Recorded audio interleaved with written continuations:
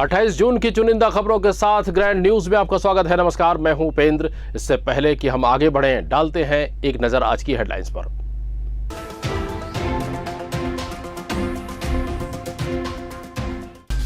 $360 घर ब्राह्मण आरण्यक समाज ने प्रेस वार्ता लेकर गोंचा पर्व की दी जानकारी। रेल संकट के विरोध में जनता कांग्रेस ने रेल मंत्री और सांसदों का प्रदेश भर में किया पुतला दहन।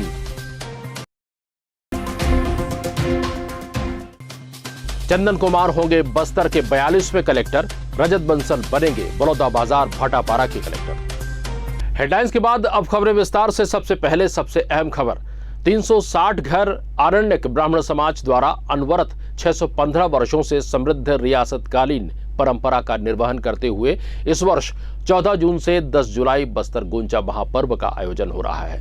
14 जून देव स्नान पूर्णिमा चंदन यात्रा पूजा विधान के साथ बस्तर गोंचा महापर्व का आगाज हो चुका है।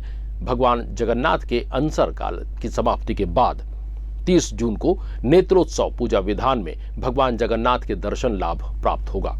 1 जुलाई श्री गोंचा रथ यात्रा पूजा विधान के साथ भगवान जगन्नाथ, माता सुभद्रा और बलभद्र स्वामी के 22 विग्रहों को 3 रथों पर रथारूढ़ कर परिक्रमा उपरांत जनकपुरी यानी गुंडीचा मंदिर में विराजित किए जाएंगे, जहां अनवरत 9 दिनों तक श्रद्धालु भगवान के दर्शन का पूर्ण लाभ ले सकेंगे।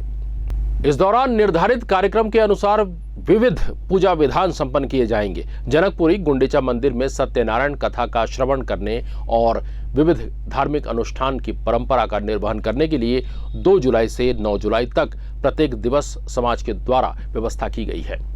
पर्व के दौरान प्रत्येक दिवस संध्या 7:30 बजे महाआरती के उपरांत भजन कीर्तन के साथ साथ सांस्कृतिक आयोजन होंगे, जिसमें स्थानीय और छत्तीसगढ़ शासन सांस्कृतिक मंत्रालय के माध्यम से राष्ट्रीय स्तर के कलाकारों द्वारा भजन संध्या की प्रस्तुति होगी।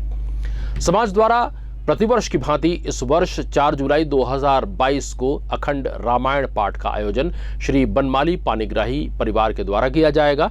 5 जुलाई को हेरा पंचमी में माता लक्ष्मी की डोली के साथ नगर भ्रमण कर जनकपुरी में माता लक्ष्मी नारायण संवाद का कार्यक्रम होगा। उक्त दिवस को दोपहर में समाज के बुजुर्गों का सम्मान के साथ साथ भगवान जगन्नाथ को सलामी देने हेतु तुपकी बनाने वाले ग्रामीण तुपकी निर्माताओं का भी सम्मान किया जाएगा। समाज के द्वारा बस्तर गोंचा पर्व के दौरान प्रतिवर्ष की भांति इस वर्ष भी 6 जुलाई को निःशुल्क 10 बटुकों का उपनयन और 1 जोड़े का विवाह कार्यक्रम समाज के संस्थापक अध्यक्ष स्वर्गीय श्री मोहन प्रसाद पानीग्राही और स्वर्गीय उमेश चंद्र पानीग्राही के परिवार द्वारा संपन्न करवाया जाएगा। इस दिवस पर जनकपुरी में श्री ओंकार पांडे परिवार के द्वारा 56 भोग का अर्पण भगवान जगन्नाथ को किया जाएगा। गोंचा महापर्व 2022 14 जून से शुरुआत हो चुका है और 14 जून को चंदन यात्रा रूप में मनाया गया, जिसमें आसना से शालिग्राम मूर्ति लेकर आए। उसके बाद महिलाओं द्वारा 108 कलश से जो है जल लाकर भगवान को स्नान कर और चंदन यात्रा बनाया गया, जिससे भगवान आज के दिन में बीमार हैं और ये लगभग 15 दिन तक अनशन काल में रहेंगे। इस बीच में कोई भी उनका दर्शन कर नहीं पाएंगे और 30 जून को जो नेत्र उत्सव के रूप में मनाया जाएगा, उस दिन से भगवान जो है, जिसमें उनका आँख में काजल वाजल लगाकर फिर पूजा पाठ करके शुरुआत होगा और 1 तारीख को भगवान जो है जगन्नाथ का दर्शन दे पाएंगे। अगली खबर, जिले के वर्तमान कलेक्टर रजत बंसल का तबादला हो गया है। उनकी जगह चंदन कुमार बनेंगे बस्तर के 42वें कलेक्टर। 2011 बैच के आईएएस चंदन कुमार का कांकेर से तबादला हो रहा है और वे बस्तर बतौर कलेक्टर आ रहे हैं। वे बस्तर के 42वें कलेक्टर होंगे। चंदन कुमार ने सुकमा जिले में बतौर कलेक्टर सेवाएं दी हैं और कांकेर राजनांदगांव में जिला पंचायत के सीईओ रह चुके हैं। पहली बारिश के बाद बस्तर में बोड़ा की व्यापक बिक्री शुरू हो जाती है। लोग बड़ी संख्या में बोड़ा खरीदने आते हैं। फिलहाल 1200 रुपए किलो बिकने वाली इस बस्तरिया सब्जी की बहुत मांग है। यह एक तरह का फंगस है जो मशरूम की तरह होता है। खास बात यह है कि यह सिर्फ बारिश के बाद खिली पहली धूप में निकलता है। घर घर महका करेगी देश की सबसे महंगी सब्जी बोड़ा। इन दिनों नगर के संजय मार्केट में बिक रही है ये महंगी सब्जी। महंगी होने के बावजूद बाजार में आते ही लोगों की भीड़ बोड़ा खरीदने उमड़ पड़ती है। 1500 से 1600 रुपए में बिकने वाला बोड़ा 1000 रुपए किलो में आज बिकने लगा है। इसकी खासियत यह है, ये सरई के पेड़ के नीचे बारिश के बाद होता है। सड़े हुए पत्ते जब जड़ के आसपास जमा होते हैं तो यह जून के महीने में अक्सर होता है। बस्तरवासी और बस्तर आने वाले पर्यटक इसे बड़े चाव से खाते हैं। बोड़ा क्या है, बस्तर में निकलता है, अलग टाइप का एक व्यंजन है। ये अपने 400 में लिया है मैंने, 200 रुपये सोली मिला है। बोड़ा है जो यहाँ बस्तर में ही मिलते हैं, है ना, बहुत स्वादिष्ट है। और यहाँ के व्यंजन है ये एक प्रकार से। गांव के जो लोग हैं जंगल में जाते हैं, जब पत्ते सड़ते हैं तो उस बीच से बोड़े निकलते हैं, तो वहाँ से लाके यहाँ बेचते हैं। ये काफ़ी स्वादिष्ट है और थोड़े महंगे भी है ये व्यंजन। ये 200 रुपये सोली है यहाँ। ये मतलब खुद बनाते हैं, बनवाते हैं? नहीं, जंगल में मिलता है। घर में जैसे? हाँ, घर में सब्जी खुद बनता है। काटते हैं, अच्छे से धोते हैं, बाहर जो मिट्टी रहती है उसको साफ करते हैं, उसके बाद बनाते हैं इसको। हमारे संवाददाता ने बोड़ा विक्रेताओं से बात की। जात बोड़ा बोलते हैं इसको। सोली कितना है इसका? 200 रुपया। कितने दिनों से बेच रहे हैं? ये हो गया 1 महीना तक बेच रहे हैं बोड़ा। शुरू में इसका सोली 500 तक बिकता है। ये बाहर दूर से लोग आते हैं और शौक से इसको खाते हैं बोड़ा। ये बहुत मीठा मन सब्जी होता है। कहाँ से लाते हो आप लोग? वो जंगल में मिलता है बोड़ा। नहीं, गांव वाले मन निकालते हैं। उन लोग उधर नानगुर बोलते हैं, इधर कोंडा गाँव बोलते हैं, इधर से आता है, बाहर से आता है बोड़ा, जंगल में निकलता है। ये क्या साल भर मिलता है बोड़ा? नहीं, साल में 1-2 महीना तक मिलता है। अच्छा जात बोड़ा, ये 2 प्रकार का बोड़ा होता है, एक राकड़ी बोड़ा बोलते हैं और ये जात बोड़ा। लेकिन ये वाला बोड़ा अच्छा मीठा मीन वाला है। जो राकड़ी बोड़ा मिलता है वो वाला मीठा में नहीं रहता है। तो इसको रेट चल रहा है इसका अभी 1000 रुपये तक किलो चल रहा है। फोटोग्राफर संघ जगदलपुर संगठन को पुनः सुचारू रूप से चलाने हेतु जितेंद्र गुप्ता के मार्गदर्शन में पदाधिकारियों का गठन किया गया। इसके मुख्य उद्देश्य के बारे में बोलते हुए राज साहू ने ग्रैंड न्यूज को बताया। अभी हमने जिला बस्तर संघ का संगठन किया है। इससे 4 साल पहले भी एक हमने संगठन बनाया था, जिसमें हमारे स्वर्गीय बापी भैया अध्यक्ष थे, जिनके गुजर जाने के बाद थोड़ी सी एक्टिविटी कम हो गई थी हमारे संगठन की। तो हमने एक नया संगठन बनाया है अभी, जिसमें ये हम चाह रहे हैं कि हमारे फोटोग्राफर भाइयों को सबको योगदान मिले, सबका भला हो। और सबसे बड़ी बात है कि हमारे व्यवसाय को एक व्यावसायिक तौर पर रजिस्टर करवाना है हमको और इसको आगे लेकर जाना है। छत्तीसगढ़ कर्मचारी अधिकारी फेडरेशन के आह्वान पर महंगाई भत्ता और गृह भाड़ा भत्ता की मांग को लेकर चरणबद्ध आंदोलन के द्वितीय चरण 29 जून को किया जाना तय है। इस बात के मद्देनजर सामूहिक हड़ताल को लेकर अलग अलग समूहों में जाकर कर्मचारियों से गेट मीटिंग की गई और उनसे अवकाश आवेदन का फॉर्म भी भरवाया गया। जिंदाबाद जिंदाबाद जिंदाबाद। दिए तो लेके रहेंगे दिए तो लेके रहेंगे। कर्मचारी एकता जिंदाबाद जिंदाबाद जिंदाबाद। भारत माता की जय, भारत माता की जय। अगली खबर खेल जगत से। जगदलपुर के इंदिरा स्टेडियम में स्वर्गीय सिद्धार्थ मिश्रा स्मृति लीग कम नॉकआउट फुटबॉल प्रतियोगिता चल रही है। 28 जून को पहला मैच भेजा पदर और राइजिंग स्टार के बीच खेला गया, जिसमें भेजा पदर 9 गोल दागकर राइजिंग स्टार को हरा दिया है। दूसरा मैच बीजापुर स्टार स्पोर्ट्स और नगरनार के बीच खेला गया, जिसमें नगरनार ने 22 गोल दागकर यह मैच जीत लिया। नगरनार के खिलाड़ी संतोष ने 8 गोल दागकर दर्शकों की वाही वाही बटोरी।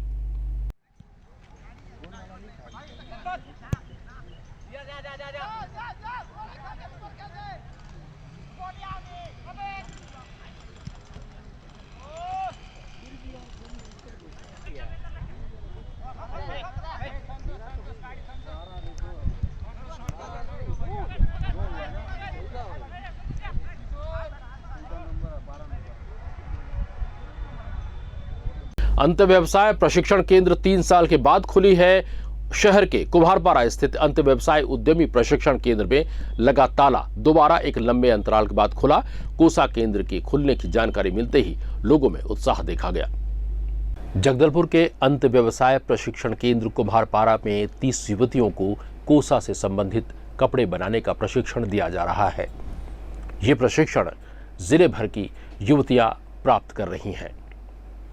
प्रशिक्षण परिसर में आवासीय सुविधा भी दी जाती है। इस प्रशिक्षण से युवतियों को रोजगार मिल सकेगा और युवतियां आत्मनिर्भर बनकर अपना जीवन यापन कर सकेंगी। कोरोना काल की वजह से विगत 3 वर्षों से प्रशिक्षण केंद्र बंद हो गया था, जिसे पुनः चालू कर दिया गया है। प्रशिक्षण प्राप्त कर रही महिलाओं ने हमें बताया। इसमें हम कपड़ा बनाना और धागा कैसे टूटा है उसके जोड़ते हैं, और जब बॉबिन बना के यहाँ पे लगाते हैं और चलाते हैं। तो आगे आप क्या करना चाहेंगे सीखने के बाद? यहीं पे करना चाहूँगी। प्रशिक्षण 6 तारीख से। आपने क्या क्या सीखा यहाँ पे? धागा भरना, फिर कपड़ा बुनना, मशीन धागा टूटने से जोड़ना, ये सब आ गया है। मतलब कैसे विचार आया कि काम करें आप? बताए कि मतलब जो बेरोजगार है उनको रोजगार का एक अवसर मिल रहा है, और प्रशिक्षण 3 महीने का दिया जा रहा है। तो हम खाली रहते थे घर में, फिर आके ले रहे हैं प्रशिक्षण। और आगे क्या करना चाहेंगे? ये सीख के अगर बताया गया है कि यहीं पे रोजगार देंगे तो यहीं पे करना चाहेंगे। सीखने के बाद तो करना ही पड़ेगा ना सर। इस प्रशिक्षण में सबसे खास बात यह है कि पहली बार केवल महिलाएं ही प्रशिक्षण प्राप्त कर रही हैं। हमने बात की कुछ प्रशिक्षकों से। और यहाँ पे अभी हम 10 लड़कियों को धागा बनाना सिखा रहे हैं, और अभी ये लोग अच्छे से सीख रहे हैं। जब इन लोग सीख लेंगे तो महीने में कम से कम 6 से 7 हज़ार रुपये महीना कमा सकते हैं और अपना जीवन यापन रोजी रोटी बना सकते हैं। दूसरों को लिए कुछ बोलना चाहेंगे जो यहाँ आना चाहें? जब इन लोग काम करके अपना खुद का रोजगार स्थापित कर सकते हैं तो बस्तर की बाकी महिलाएं भी अपना स्वयं का रोजगार रेशम से स्थापित कर सकते हैं।